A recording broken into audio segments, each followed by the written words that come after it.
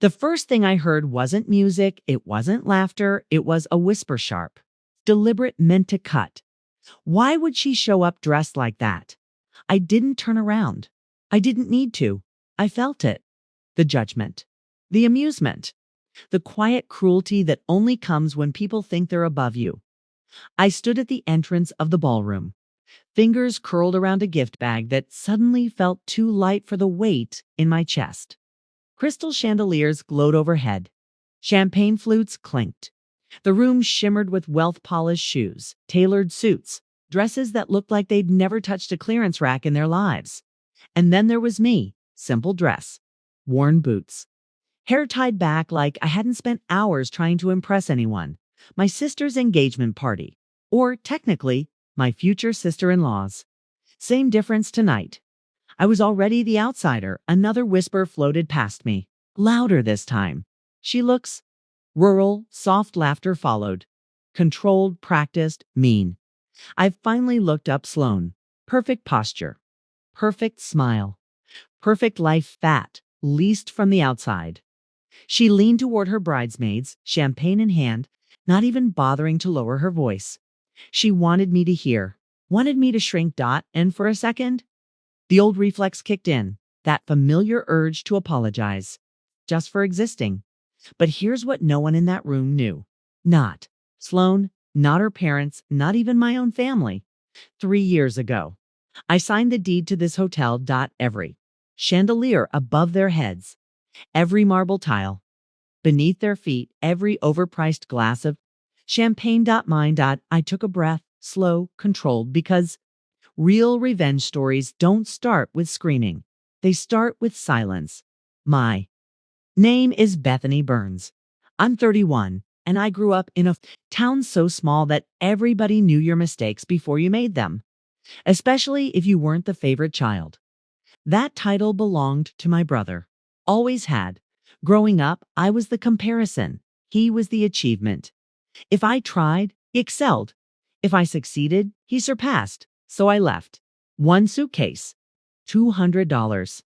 Zero goodbyes. And while my family imagined me barely surviving in the city, I was learning, watching, building. Quietly. I didn't correct the assumptions. I let them believe the story they liked best. Tonight was proof that nothing had changed. I stepped further into the ballroom. My ballroom manned. The whispers followed. Eyes scanned me, measured me, dismissed me. My mother stood across the room, already mid-brag to her friends. My brother beamed beside Sloane like he'd won something rare. He had no idea what he was actually holding. Sloane finally looked at me. Really looked. Her smile sharpened. The kind that says you don't belong here without moving her. Lips. Fine. Let them laugh. Let them judge. Because the most dangerous person in a revenge story is the one everyone underestimates. And tonight, I had 3 hours. I didn't confront anyone. Not yet. Revenge stories fail when emotions lead. Mine wouldn't. I walked deeper into the ballroom like I belonged there because I did, though no one else knew it. Every step echoed memories of nights I'd spent reviewing balance sheets, negotiating contracts, deciding whether to risk everything on one more property. This place wasn't just a venue to me. It was proof. A waiter passed with a tray of champagne. I took one, not because I wanted it, but because confidence looks effortless. When your hands aren't shaking, that's when my mother spotted me. Patricia Burns approached with that familiar, tight smile. The one that never reached her eyes. The one she reserved for moments she felt obligated, not pleased. You made it, she said, scanning me head to toe. Her gaze paused on my boots. Disapproval flickered instantly. I wish you'd worn something more appropriate. Sloane's family is very refined. Refined. She always said that word, like it excluded me by definition. I came straight from work. I replied calmly. That wasn't a lie. I just didn't clarify what work meant. She sighed. The same sigh I'd heard my entire childhood. The sigh that said, why can't you be more like your brother? Try not to embarrass anyone tonight, she added, already turning away. And just like that, I was 12 again, invisible, inadequate. I exhaled slowly and scanned the room. Sloane worked the crowd like a seasoned performer, air kisses, practiced laughs, gentle hand touches. Every move calculated. Her parents hovered nearby, watching proudly. Franklin Whitmore looked powerful. Broad shoulders, red face. The kind of confidence that usually comes from either extreme success or extreme bluffing. Delilah Whitmore sparkled, literally. Jewelry dripping from her ears, neck, wrists. Yet she kept touching it nervously, fingers grazing diamonds like she was checking they were still real. That's when Garrett finally noticed me. My brother smiled distractedly. Hey, glad you came. Then, almost as an afterthought, have you met Sloane yet? She's incredible. I've seen her, I said. He nodded, eyes already searching the room for someone more important. Then he said it. Mom gave Sloane Grandma's necklace as an engagement gift. Pretty generous, right?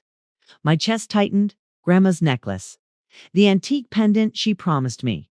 The one she pressed into my hand. Days before she died, whispering that I was her dreamer, her fighter.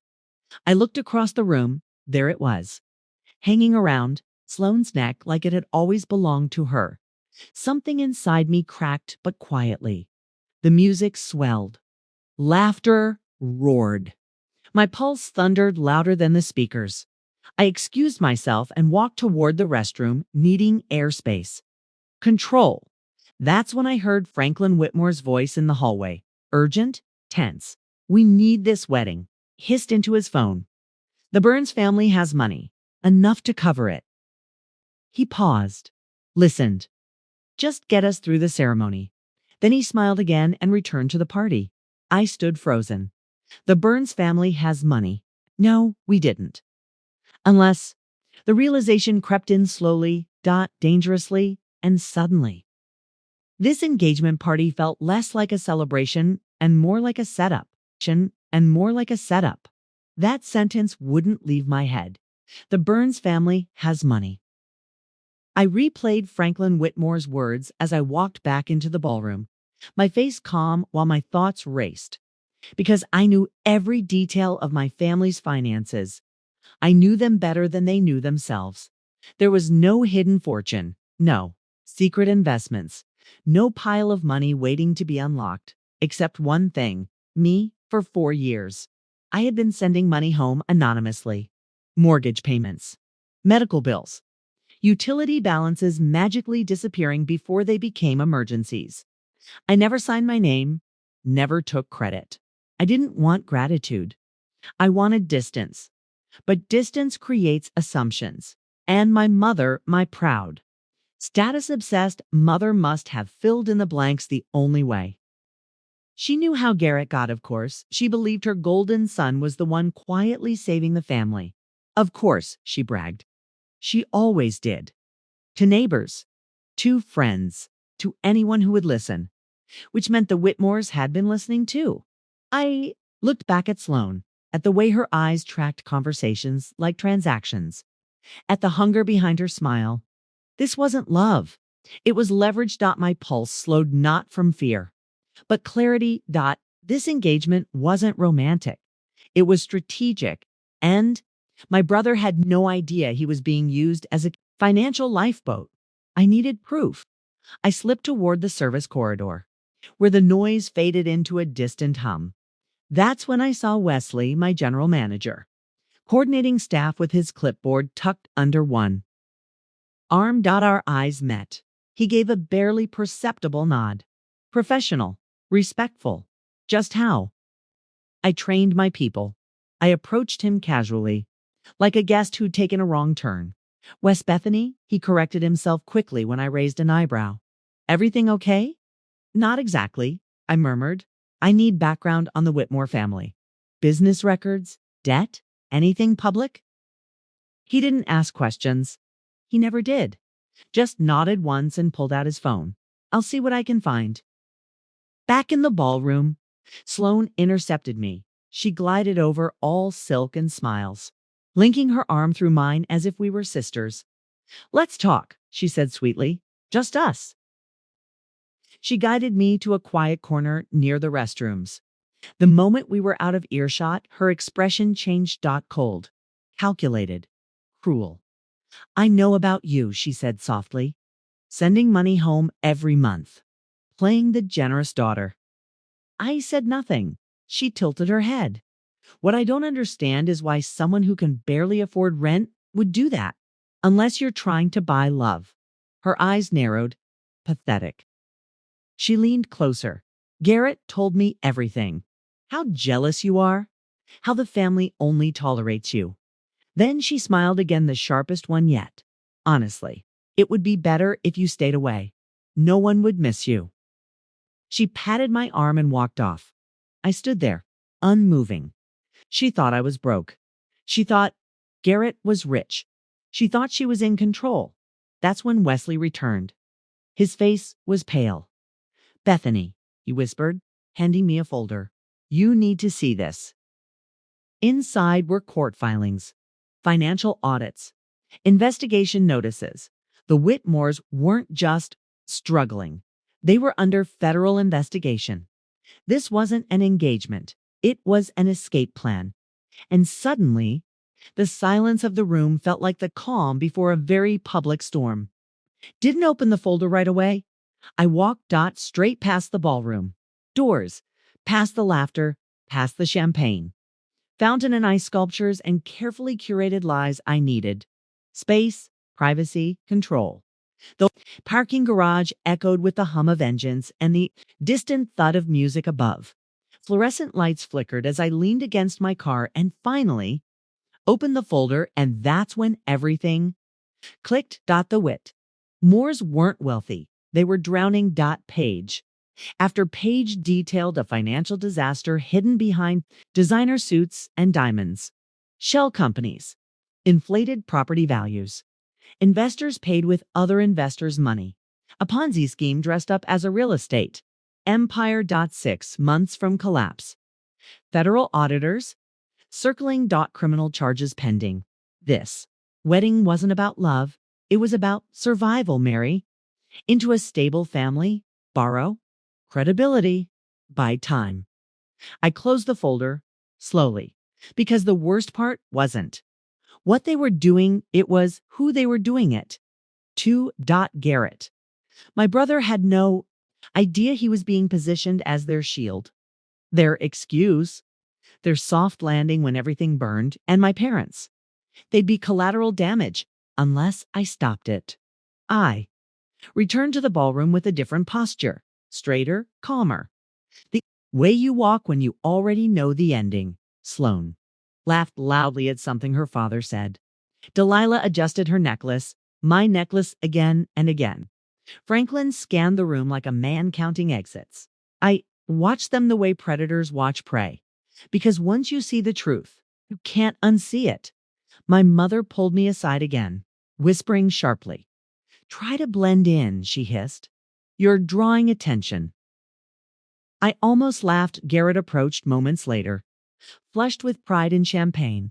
They're amazing people, he said. Sloane's family really believes in us. I looked at him. Really looked. The boy who always won. The man who never questioned. They believe in what you can provide. I said carefully. He frowned. What's that supposed to mean? Before I could answer, applause erupted. Franklin raised his glass for a toast.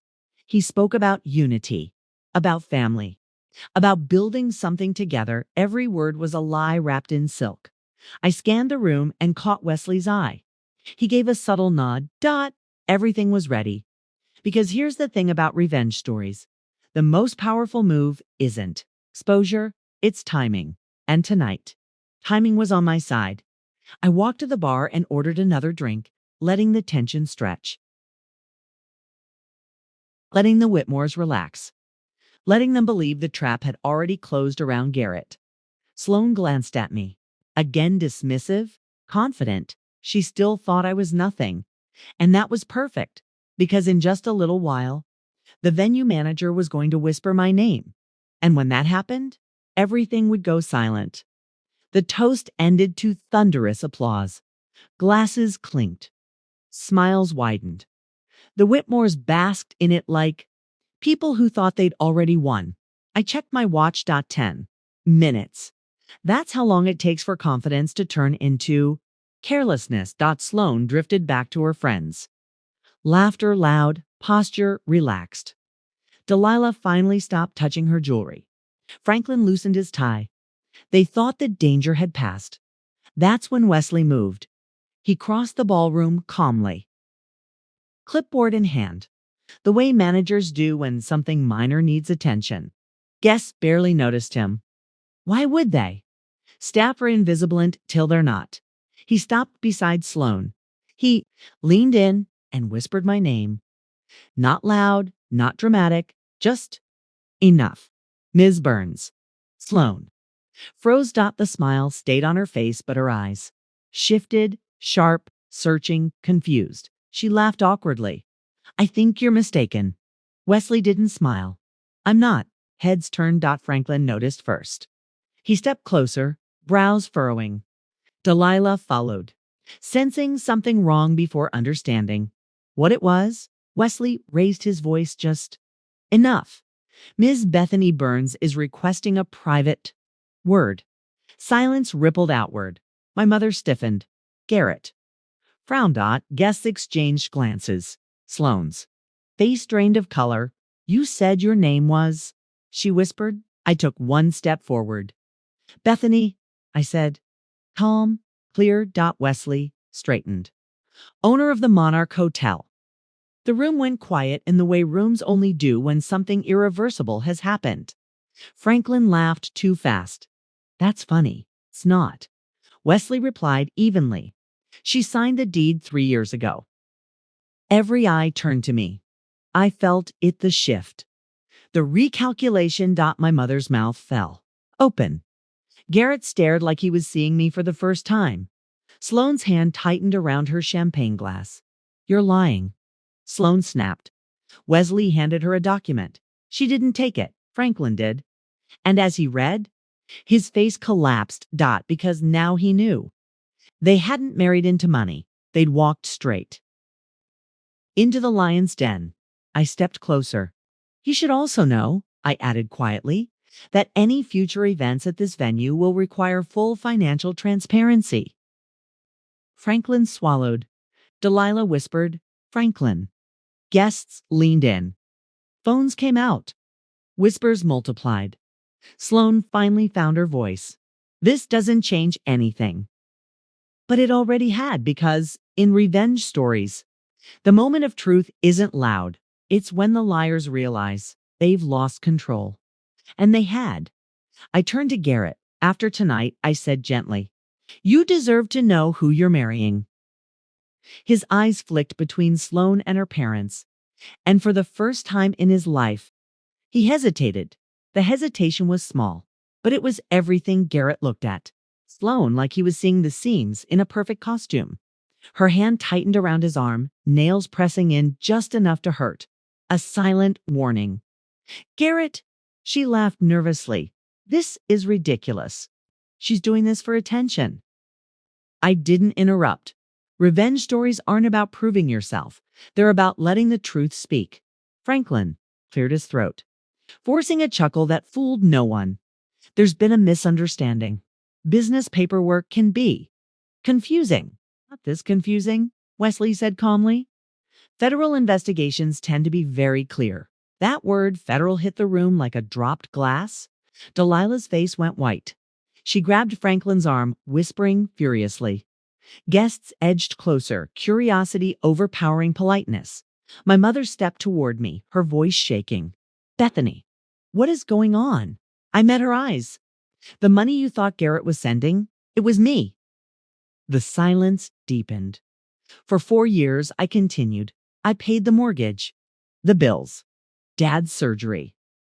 My mother swayed like she might fall. Garrett turned sharply. You, what? I didn't want credit, I said. I wanted peace, Sloane snapped. That's irrelevant. It's not, I replied. Because your parents believed my family had money. Franklin's jaw clenched. And you believed Garrett was the source, I added. Eyes locked on Sloane. That's why you're here. The room buzzed, now whispers. gasps, judgments shifting directions. Garrett stepped back from Sloane.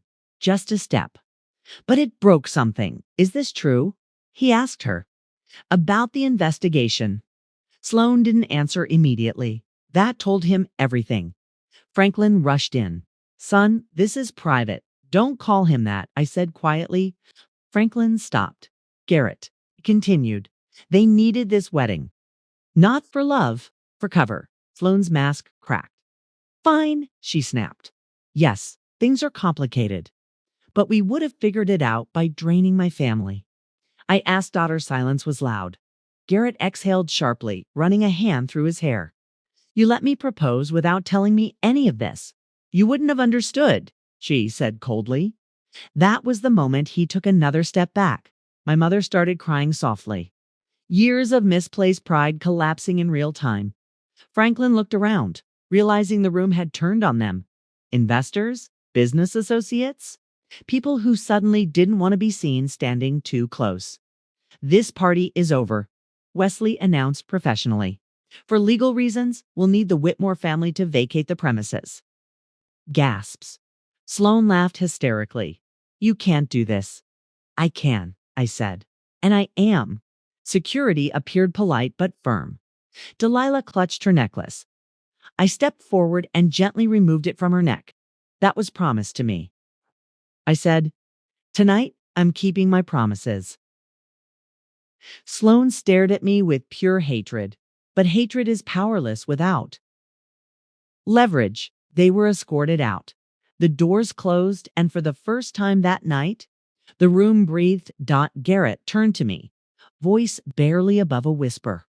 Why didn't you ever tell us? I met his gaze. Because no one ever asked. Because no one ever asked. The ballroom felt different after they left, quieter. Heavier. Like the air itself was processing what had just happened. Guests stood frozen, unsure whether to speak or pretend nothing had occurred. Whispers rippled through the room, but now they weren't aimed at me. They were about them. My mother sank into a chair, dabbing her eyes with a napkin. Her hands trembled. For the first time, she wasn't performing for anyone. Garrett stood in the center of it all, staring at the closed doors like he expected Sloane to come back and explain everything away. People like him always believe there must be a reasonable listener, because they've lived their lives being protected from consequences. I walked over slowly. Garrett, I said softly, this isn't your fault. He laughed bitterly. Isn't it? I proposed to a woman who was using me. I brought her into our family. You trusted, I replied. That's not a crime. My mother looked up at me then. Really looked. Not as the disappointing daughter, not as the comparison. As the one who saved them. You paid for everything. She whispered. I nodded. For years. Her face crumpled. Why didn't you tell me? I chose my words carefully. Because every time I tried to matter, I was told I didn't. That landed harder than any accusation. Around us, guests began to quietly leave. No one wanted to stay too long at the scene of a social earthquake. The ice sculptures melted unnoticed. The champagne fountain ran dry. Wesley approached, voice low. Do you want us to close the venue? I looked around.